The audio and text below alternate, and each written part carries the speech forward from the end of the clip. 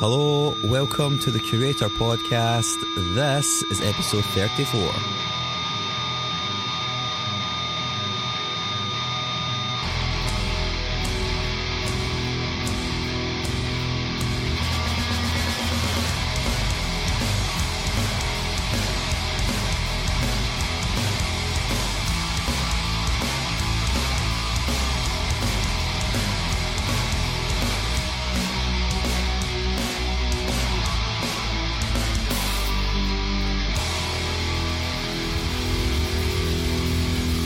Hi, hello, welcome once again, dear listener, to the Curator Podcast.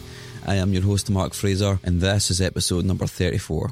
Okay, so this one's a week late, I apologise. I actually had this episode all set up and ready to go. I've recorded this part and the part at the end, and it was all put together, along with the blog post and everything. It was all good, but then something came up, and then an interview that I was supposed to have got cancelled.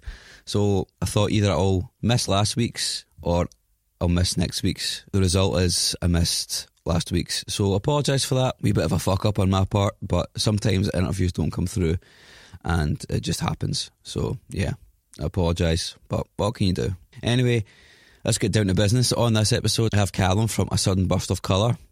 I really like these guys. I first saw them when they were supporting Carnivores last year, and they were dynamite. Really enjoyed them. Took a wee bit of time to set up this interview with Calum, but I'm glad we did it. I think it was a good chat. I should warn you, I should preface this interview by saying that towards the end it gets really noisy. True to form, of late I conducted this interview in another Wetherspoons pub because they don't play music, and I thought, well, it's been okay in the past, but no, towards the end of this interview a bunch of kids came in and just basically the sound got really annoyingly loud, so you'll probably hear that towards the end of the interview. I apologise for that, but there's nothing I could really do about it, and that's also one of the reasons why this interview is kind of as short as it is. It's because I had to kind of wrap it up because there was just so much noise in the background and there was nothing I could do about it. So yeah, anyway, I hope you enjoy this interview. I'm going to open up with a song, as is the general case with these podcasts, and I hope you enjoy it.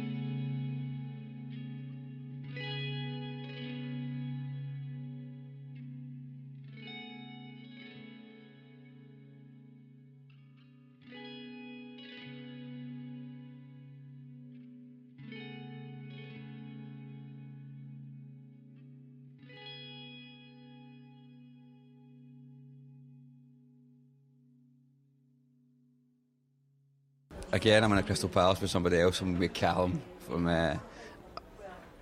I was going to call you a badge of friendship there, which is the PR company. It's just totally not what your band's called. It's a sudden burst of colour. How you doing, man? I'm not bad, man. How are you? Apart from that brain fart there, I'm alright. I think your caffeine's kicking in already. So, have you listened to the podcast before? I've listened to a few of them. I've listened to John's and Kenny's. Kenny's was the first one I heard. So you know what it's, you kind of know what it's about then. So, you know what I'm going to say then? Roughly. Cool. Let's go back to the start then, man. Where did it begin? Funnily enough, this is a ridiculous story, but it's true. We actually went into a rehearsal room with the plan of being a wedding band because we were skint, like really skint. So we were like, right, to try and make some cash here. And then we wrote Reborn, the first song in our first EP, and we were like, here, let's just roll with this. It sounds alright. But it was like an extreme contrast with what we were planning on doing, which was like Deacon Blue and shit. So you guys actually went in there with a whole bunch of covers and we're going to play them? Aye, we tried to keep the covers like half killed, though, like Black Keys and that, but we're pretty bad at singing as well, so that went out the window, man, and we just went mental for a couple of hours. So did you guys already kind of all had you guys should all known each other because you watched the band, but was it, how much of a surprise was it when what came out was like, I guess, post-rock?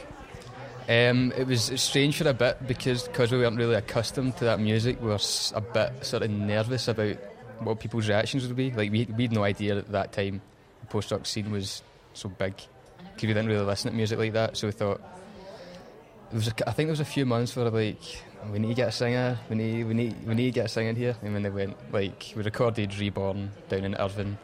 We thought, right, let's just part this out and see what happens. And people seemed to really like it. And for them, then onwards, we're like, right, let's have a bash at this, basically.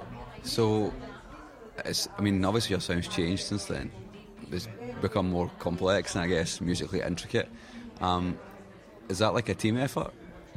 Aye, I'd like to say so. Being the bass player, I want to get a bit of credit in there. Aye, but it normally stems from Brandy, who's the guitarist. He normally has some riff, normally loads of delay on it, something, and then we just build it around that, and then it's like a sort of team effort to build out the structures of the song. There's not like one sole songwriter or anything like that. I didn't look at the credits on Reborn, but did you record that? It was a guy called Nathan Wallace who's down in Irvine. I know Nathan. My first band recorded with Nathan. It was like, I remember walking into his garage, and because we were wee guys, we were like, wanted the full studio experience. We're like, oh, don't know how this is going to sound. And then we got the stuff back and we're like, this guy knows what he's doing, man. So when did you decide that it was going to be you that was doing it? I think we decided that we're trying to decide where to go next and try to work out budgets and stuff, and I was getting half decent at it.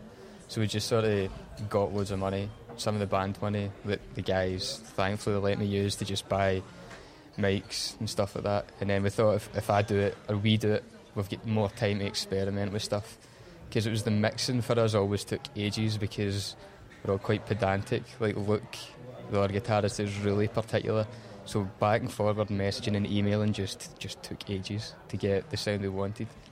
Because I did notice like all the stuff that I've been listening to in band camp, pretty much all of it is either mixed, produced or mastered by yourself. Is that something you'd always wanted to do, like that production aspect?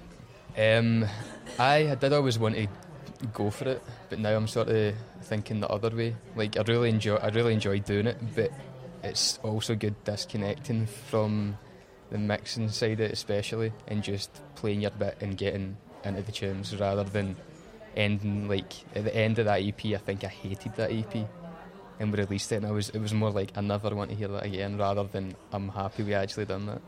That was the next question I was going to ask, man. Is like, how much did you like haven't been like so part of like every single part of the process, which is like you say, you get no distance, man. Like it must have been tough. And obviously, you said it was like you now hate it. So. It was like I can remember going to bed some nights and going, see if I just tried a slap back delay on that bit, man. I can get up at like 4:30 in the morning and my brain would be so fried, like extremely fried, and I was like, right, we didn't get this finished, and I need to take a step back here. That's weird, man. You're probably the first person I've spoken to that's actually been like so in the production side of the whole thing, like up to this date as well, and it does sound like a lot of fucking work, man.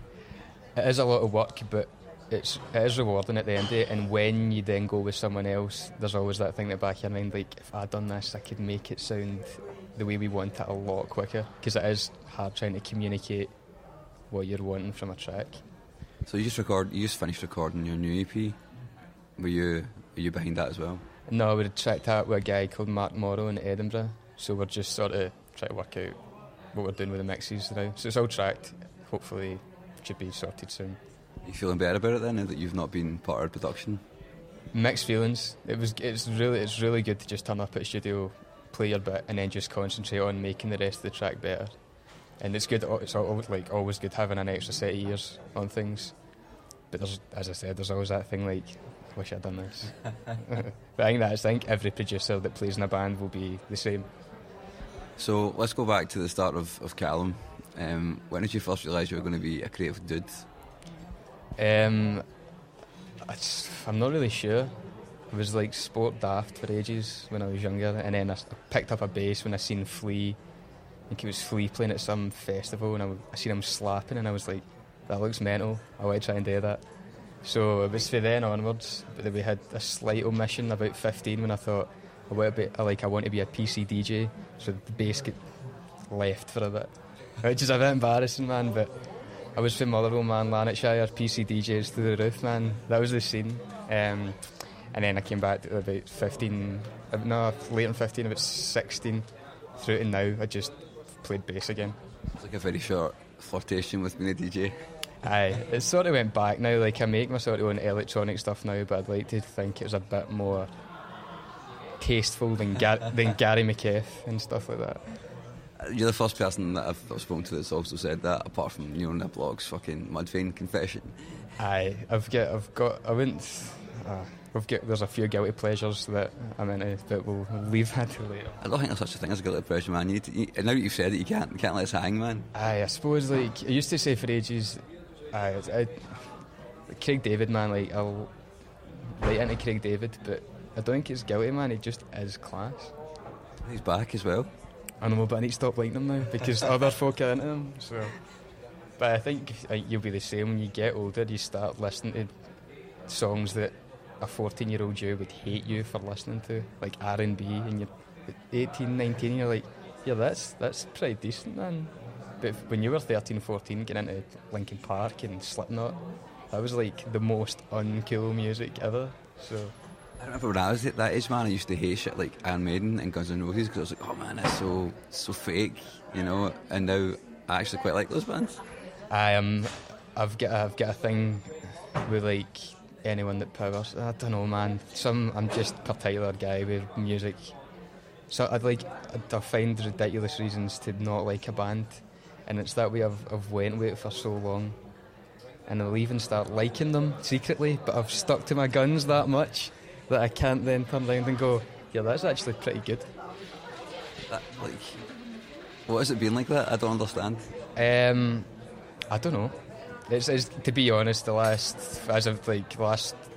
year or two especially, it's getting a lot better. Just getting older, I think you sort of start to not care what people think or know you listen to, whereas when you're a bit younger, I think there is a sort of image you want to keep up, which is a bit daft when you think about it.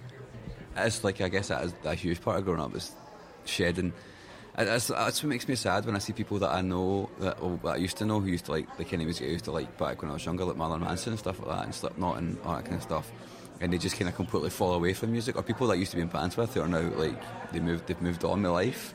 You know, I think that makes me feel a bit sad inside. I have never understood that. Like, I think you're either into music or you're. I think once you're into it, I can't ever see you not being into it or just stopping playing it. And the other side, there's some people that just go, I don't like music, like, at all, like not even a wee bit. And I think, like, for me anyway, once, when you're in a band especially and you've played some decent gigs and recorded some stuff, like, I don't think I'll ever stop doing that, whether it, in whatever respect, even when I'm 50, if this hasn't taken off like we all want it to, I think I'll still be playing in pubs, playing Deacon Blue, like we originally started off wanting to do. I was going to say that, man, so the wedding band's still in the ether, I guess. No, it's definitely not, man. Secretly we all hated wedding bands. It was the worst thing you could ever do, but I think it was partly to try and fund the music we wanted to make, and then we realised there's no point, we may as well just put all our time and effort into doing the stuff we really want to do, because there's no satisfaction really at the end of the day. That's exactly what I was thinking. Like, you said exactly what I was just thinking. It's like, you can make a lot of money for being a wedding band, but if you're trying to use that money to fund your actual band, you'll have no time, because it takes a lot of work to actually be a fucking good wedding band to make money, you know. I don't think now I've no interest in it, and I think the other guys are the same. Even at the time we knew, for instance, I think we played Tighten Up by Black Keys twice, and then we just started, I think Brandy just got a Boss RV5 at this point, so he was just cranking the decay up to 100, and we're like, that sounds mad, let's see what's happening.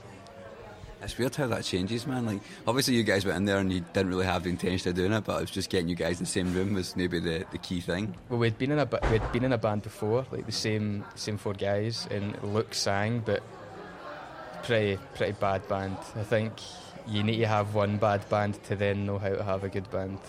It's all coming out now, man. A half decent band. It's found some of the recordings the other day, and you listen back, and it's that way you just cringe inside. I think that's the same for a lot of folk. Yeah, I totally get that. Like the first band that I was in that actually did even remotely anything. Like, I listen back to those recordings now, and I actually had the weird feeling at the time. I was like, I actually don't really like these songs that I've written, but I'm going to play them anyway. The thing is, we've done that as well, but I think when you're on stage and you're not into the song, I think it's painted all over your face. Like, I'll look miserable by default, just the way my face is made up, but I think back then we must have looked very miserable and underconfident. Every gig you'd come off and go, we're not that good at this, man. And then you'd go into rehearsal and you'd convince yourself for like half an hour, like, we're getting better, and then, nah.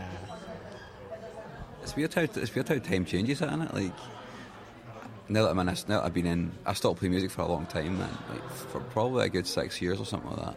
Because I thought after that band finished, I thought that was it. Like, that part of me I was done with it.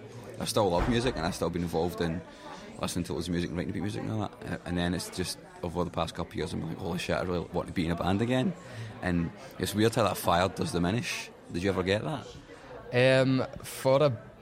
For a bit between like both the bands, I got it a bit. I think I just started uni and stuff, or I was coming at the end of school at the time, and I just sort of forgot about it. And then it wasn't like the sort of fire diminished. I just forgot what it was like. The sort of feeling of getting a laugh and playing a song that you'd wrote. And then I think we went back into the studio. I think it was a casual thing at first, and then I think we all secretly got that feeling of this is good, and then just continued from there. So you guys have been ploughing the post-rock furrow, which it seems to be becoming a big thing in Scotland. Why do you think that is? It's a contentious genre, as everyone says, but I think it's just any band that doesn't have a singer is instantly lumped into being post-rock. But I don't really, to be honest, like, I don't mind that. It makes fans that like a band see the genre, type in that genre to Google, and then maybe find other bands. So it is it does link up bands, I suppose. A lot of people hate genres because they think they are bullshit, but that's exactly what you've just said there is the exact reason why I love them, because without them, how do we get from like Slayer to a certain Buff the Colour without genres? We'd have to sound a bit like that for like probably hours. I think like at the end of the day, like I knew anyway that this was going to get labelled post-rock, so there's no, I don't really think there's any point in trying to say you're not post-rock when everyone's just going to say you're post-rock. But I think whatever anyone wants to call you, man, I don't think it really matters at the end of the day. If people want to call it post-rock, ambient rock, alternative rock, it doesn't really matter. It's still rock music, and I think at the core of it, it is just rock music. We were speaking of ambient rock there, and there's a lot of ambient bits, which I fucking love, really. Is that a gradual thing, or was that always in your head when you guys started playing together? It was a gradual thing, but it happened probably after the first EP. I think when Brandy and Luke started to expand and get more pedals and get to really know what reverb could do, and when I started getting a bit better at production and knowing what reverbs and phasers and all that sort of stuff could properly do, that's when maybe came to the forefront a bit more. So now I'm interested because of the way you guys got together. Is the question I like to ask, because you've probably heard me ask it, is the songwriters question. I think this is going to be an interesting answer from you. So who are some of the songwriters that you look up to? Oh right, that's a tough one actually. Well, we're all into sort of different bands. Like, I don't know. I think in terms of guitar stuff, I really like Mike Einziger for Incubus, and I think Brandy's really into him as well, because it's sort of that art of utilising effects to fill the space rather than playing loads of notes to fill the space. But I'm not really sure. We don't really look at songwriters. I think we more look at individual musicians and go, I like his style, and sort of base it around that. Like, I know Luke by far is Simon Neil. Like, that's his favourite songwriter, and it comes out in a lot of the guitar stuff he plays, but he then sort of moulds it into fitting what we are trying to do a bit more. So there must be certain, I guess, people then that push you to be the producer and the musician that you are. Yeah, I think so. It was main thing for me playing bass was I was fingers for ages. Like, if you don't use your fingers, you're not a real bass player. That sort of thing, which is it's good for some stuff, but I felt for some of the songs we've got, a pick just worked better. And you can do this muting thing with a pick that I've started trying to get into, but I think it was watching other bass players, and with a lot of pick players can be really, really melodic, and I was sort of going for that. And Liam, our drummer, is an amazing drummer, man. He just hits so hard, and that stems to his love of Foo Fighters, all the classic rock stuff. Not the classic rock, but you know what I mean, like Foo Fighters, Black Keys. He likes Bandy Skulls and stuff like that. So I think when it all started, we all actually don't really like each other's music taste that much. It's weird. That is weird, but it's probably one of the reasons why, like, the kind of instrumental stuff you play is as unique as it is, I think, because you don't sound like any other kind of post-rock, using like floating quote marks there, that I can really think of, which maybe comes from that kind of diverse influence. Do you know what I mean? I think so. I think that is a good point. Like, I was pretty guilty for when it first started, and I realised we're going to go post-rock. I would listen to Explosions in the Sky and This Will Destroy You, and I was always like in the back of my head, like, we need to sound like that. Like, that's post-rock. This isn't post-rock. And then it sort of just grew out of that, and now we're sort of going the opposite way. Like, you don't want to sound like that. But some bits of songs just lend themselves to that style. So just try to find a balance between everything, really. Why do you think that changed for you? I think hearing I think there's there is a difference from rehearsing something and then hearing it back recorded. And I think when all of us, when we heard it back recorded, we were like, this might be all right. Let's just sort of keep doing what we're doing. I had a question in my head there, and it's just totally went out. Sometimes this happens, man, and I fucking hate it. Nah, it's gone. I'll need to go back to my actual written questions. Oh man.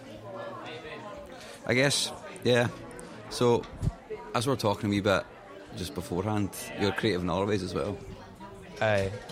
I'm trying to get into sort of more of the a sort of broader range of multimedia, so like videos and stuff like that.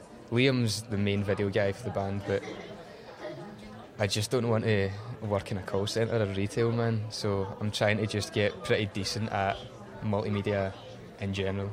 So do you see it as being a big part of the way forward for your band? It's made us save money, obviously, if I record the stuff and Liam does the videos, but it's pretty loud, man. Yeah. It's also made us learn how not to do things, which is, I think everything we do, as much as it's an accomplishment, we realise, right, we're definitely not going to do this next time. So it's a learning experience all the way through. Well, I think I'm going to wrap this up now due to the ambient noise level increasing dramatically. Is there anything else you want to say? Anything you want to ask me before I finish? Have you get anyone else planned for this? Well, fuck it, I'll say it. Tomorrow night I'm supposed to be interviewing a guy, somebody who's in a band, an American kind of Americana-ish band who are playing in Glasgow, and sent an email out to request the interview, and I got an email back saying, I listened to your Ian Mackay podcast, it's really good. So I was like, yeah, that's awesome. But the email also said, can you just tell me how many listeners you've got before I ask the band? And that's never happened to me before, man. So my initial gut reaction was like, what? No? Like, why would I share that with you? Do you know what I mean? But I might go ahead now because I did cave because I really want to talk to the guy. But yeah, like, that's the next thing I've got lined up immediately anyway. Maybe. Depends if maybe my listenership is not enough for this guy. It's a tough one, man, but I'm sure it'll work out, man. If you're getting Jimmy, like guy for Jimmy at World and stuff like that, you'll be sound. Like, just don't lie about your listeners, and then they find out, and then it gets a bit ropey in the middle. I've had quite a decent. For some reason, I had a really weird boost a couple of weeks ago when something happened, and the day that I usually put a podcast out, I didn't put one out, so I put it out on Friday instead, and I still got a huge amount of listeners, even though I didn't put it out, and it was utterly bizarre. It was a really strange thing, you know. I think it is a good thing, because when I came across the podcast you do, there's, to my knowledge, there's not really much like this going on in Glasgow, especially for the unsigned bands and the sort of more local scene. So I think it's good, man. I'd just keep going with it. I'm glad you mentioned that, because I have, like, ever since I came back after the year, I'm trying to focus more on local bands, because although it's great having like Jim Atkins and Ian Mackay, like, this is also, I don't see it as just being about fame, like, or talking to famous people, do you know what I mean? It's also about talking to interesting musicians like yourself. I think sort of when you're at this level, sort of nearly any coverage is sort of good coverage. So Jim Atkins, I was really trying to remember his name there, but I nearly said Jim Leishman. But it's not, just as well I didn't say Jim Leishman. Yeah, Don's man. I'm not a Don's man. I'm a Motherwell fan, so I'm sad all the time. Even more perplexing than you came up with Leishman there. I know. I don't know where that just came into my head there. Jim Leishman. I don't know. Just try and get hold of Jim Leishman there. I don't know if he's got enough teeth to talk anymore, man. It makes for better entertainment. Maybe become an interpreter or something. Jim Leishman and his interpreter turning up for a podcast. Calum, it's been excellent. Thank you very much, man. Thanks a lot, man. There you go, a lovely chat with Calum from A Sudden Burst of Colour. I always find it really weird, or interesting, I should say, to interview people that haven't really done many interviews before. There's a kind of weird, there's a really kind of cool, laid-back vibe. I think a lot of people, especially the longer you've been in music, the more interviews you do, the more kind of tedious the whole process is, you know. And it's important to me that it feels like a relaxed conversation, and I think that's what this felt like. And I hope you liked that, because I thought it went quite well. I enjoyed talking to Calum. I love his band. I think they're really good, and yeah, I can't wait to hear their EP, which is coming out this year. They just finished it in December there, so it should be out some point this year. Really looking forward to it. It should be ace. I love that. I really do love instrumental music, and it's good to hear there's loads of bands in Glasgow doing it, as we kind of spoke about in the interview. I mean, it's more than just bands in Glasgow as well. You know, there's loads of great bands out there that do this, and hopefully if they come to Glasgow I can interview them. But we've got a really good scene for this kind of music in Glasgow, so it's important to me that that's documented in some fashion, because a lot of these guys just have extreme musical talent, which I find fascinating, really. So yeah, you can expect more of this, because I tried to straddle all the different genres in the hopes of, you know, giving you guys some awesome content, something interesting to listen to. So yeah, thank you very much for listening. I hope you enjoyed the episode. As ever, the call remains, give me a rating and review on iTunes. I really appreciate that stuff, and I really like people giving me feedback and all that. So if you can do that, I would really super love you forever. I would love you forever. It would be great. So yeah, going to play you out now with another song. This is the latest single. This is the latest thing that A Sudden Burst of Colour released. Apparently this is going to be on their new EP. This song is called The Fall, and I hope you enjoy it. Thank you very much, and until next time, bye bye.